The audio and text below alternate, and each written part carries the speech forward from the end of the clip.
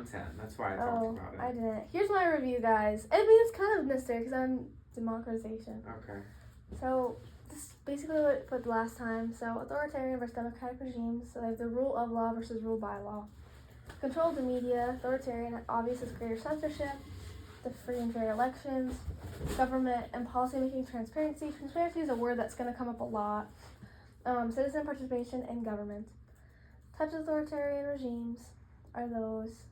We don't have one for totalitarianism for our course countries, but most of the other ones we have. Oh, wait, okay, before we continue, I have a fun fact.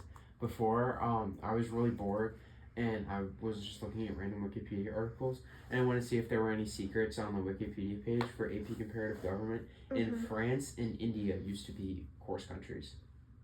India would be cool. India would be very interesting. All 8 of them? Ew. I don't know. I didn't see that much. Okay, continue. Okay, guys, what is democratization? So, it's a transition from authoritarian regime to a democratic regime that aims to result in the following. There's a lot of following.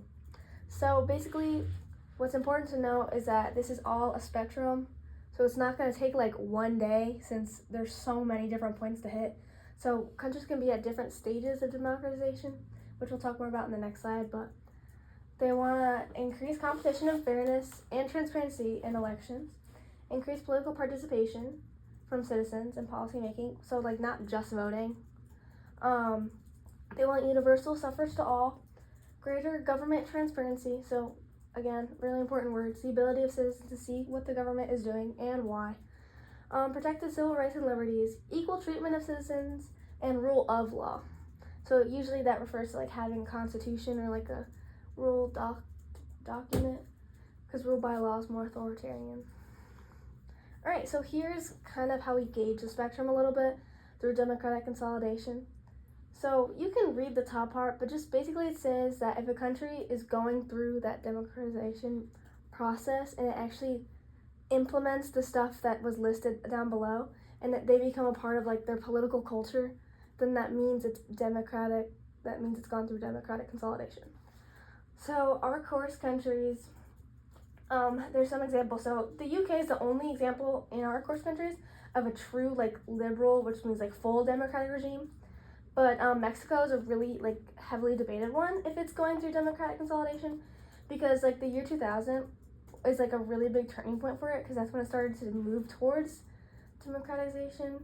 So like the IFE started to make elections more free and fair. The judiciary branch became more independent, and it expanded civil liberties, but it still struggles a lot with corruption, so that's why it's heavily debated. Here's some key takeaways.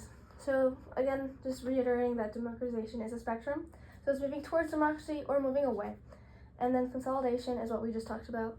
I feel like the country's truly implementing all these things into their political culture, making it unlikely to convert back to authoritarian regime. And then also like, that doesn't mean it can't convert, but it's unlikely to convert without external shock, which is like wars or conflicts or like overthrowing and corruption. So common misconception is democracy is only about developing competitive and free, fair elections. It's not true. It's like all those lists, like the independent judiciary branches and civil rights and liberties, everything like that. Here are factors that help democratization. So the highlighted ones I'll get to in a second. But basically that electoral systems accommodate ethnic diversity. They increase multi-party competition through rule changes. Examples would be proportional representation or like gender quotas in like businesses. Independent judiciaries, which is what Mexico started doing, which is like the branch making decision without being like pressured from executive or legislative branches. Policies that protect civil liberties and the separation of powers. Also consensus among competing political groups. That might confuse you because you're like, wait, we want competing political groups, but the fact that they can agree on some things and not just be like totally war like crazy is what can help democratization better. So the highlighted ones are, I took a country and I chose Nigeria, and we looked through the factors that what it's doing for democratization. So for example, their electoral systems, they have put policies in place to make sure their systems are accommodating to different ethnic groups, But that's like one of the biggest struggles they have is for the government to incorporate these groups and try to make it more fair. And then their judiciaries. So Nigeria has really struggled in this, but they are actually taking small steps to make an independent judiciary system, which is very important. So here are some more factors that hinder democratization. So it's political corruption, which is really big in Nigeria. That's why it's a slow spectrum process for it to fully democratic consolidation. So then election rules that restrict voting, policies that limit civil liberties, and polarization between competing political groups, which means they cannot find a common ground at all. So we talked about the political corruption, which has been a problem in Nigeria for decades, but also the polarization is mostly based on like ethnic differences, religion differences, and socioeconomic differences in Nigeria specifically. So here are some key takeaways.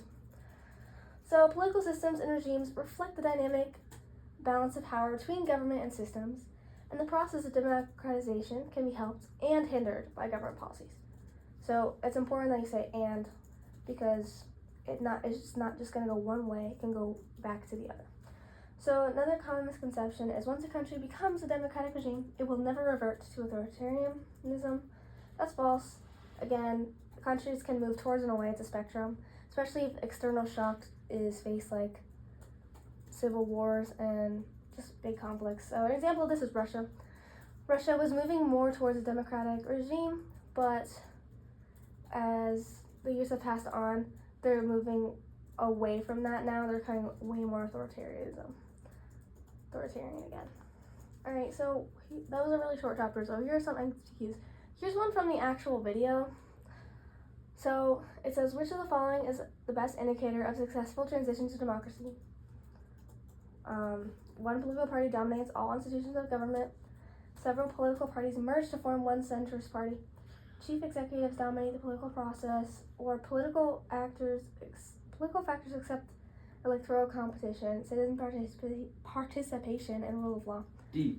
D. Yay. Yay, D. D. Yay. So the first one is A is wrong because a real democracy has these competitive elections. B is currently happening in Russia. They're moving more away towards democracy, and they're having that centrist party forming. C says, like, if one small group is dominated political process that literally is authoritarian. So D is the actual goal. Here is one from like the actual thing. So what is a key factor that contributes to democratization? A, B, C, or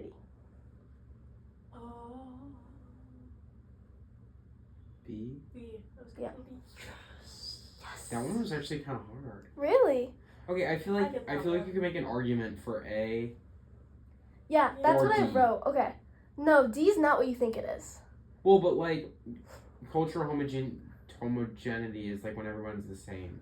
So like I feel like actually that would make No, sense. it wouldn't be that because if like a democratic regime, you want multiple one of the factors was like Yeah. ethnic diversity and like legislation for all like for equal rights and civil liberties. So A, it could be a factor, but compared to the others, it's not like that key factor.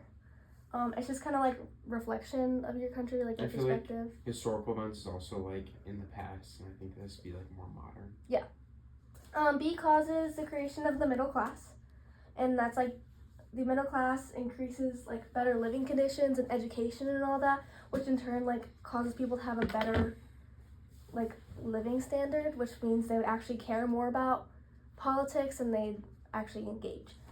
C is just really random. I mean, you can't really control where your country is. And then D just means it's the same culture, so it's not diverse. So it's like one of the factors we don't want. All the following are challenges to democratization except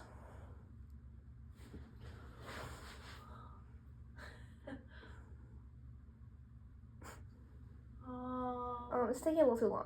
D. Yep. Use your brain, guys. It literally Says democratic in the answer. yeah, it does. I'm not holding too much space for this common sense question. Yeah. Love that. Something's bad with Anyway. That's my line. I have to Shop I have to show you everything guys that within video. Target. I did it in slow motion. I sent it to Monty randomly. Oh my goodness. All right. This is the first medium one. So, how did the establishment of an independent judiciary influence the rule of law in democracies?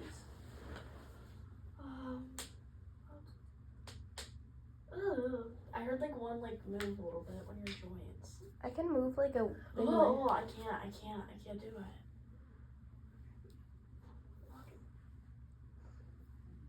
Probably B. What do you think, Brooke? I like actually cannot see. I'm gonna do scooch. Okay.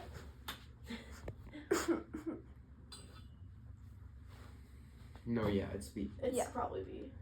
Okay. Yes. Yay. So the first one, which is centralized judicial power, it basically just goes against democracy and the separation of powers, which is important. Centralized. B allows actually for rule of law because the judiciary system will protect it and it strengthens protecting just civil rights and liberties. C goes against democracy again with the separation of powers. And then D also goes against democracy because of checks and balances. Yay. Yay! How many questions are there? You put 10! You made all of us do 3, 3, and 3. I know. I don't have any MCQs. How does Mine is protection of so an individual confusing. rights in authoritarian regimes like China compare to those in democracies like the UK? Okay, this is also common sense, so like. Wait, how does it protect? I actually am like, I'm D. struggling to read. D. Yeah. Oh, it's D. It's just common sense. You know, use your brain. Thanks. All right, moving on. Which of the following trends best reflects the role of civil society in promoting democratization? I have been saying that wrong the whole time. It's okay. Democratization, probably. Democratization. Wait.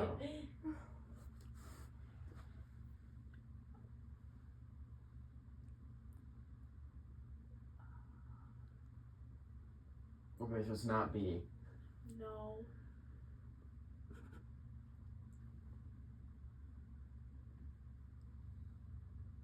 Do we want the explanation?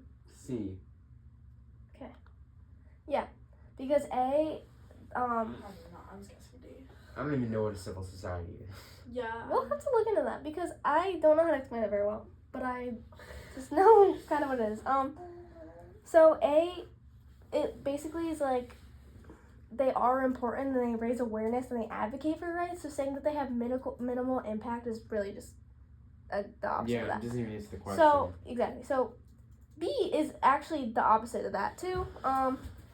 If you have more civil society organizations, that would increase the voter level turnouts because then citizens would think they have more political efficacy in voting. C does increase democratization because if you advocate for reform, that's holding that government accountable and that would cause for the spectrum to lean more towards democratization.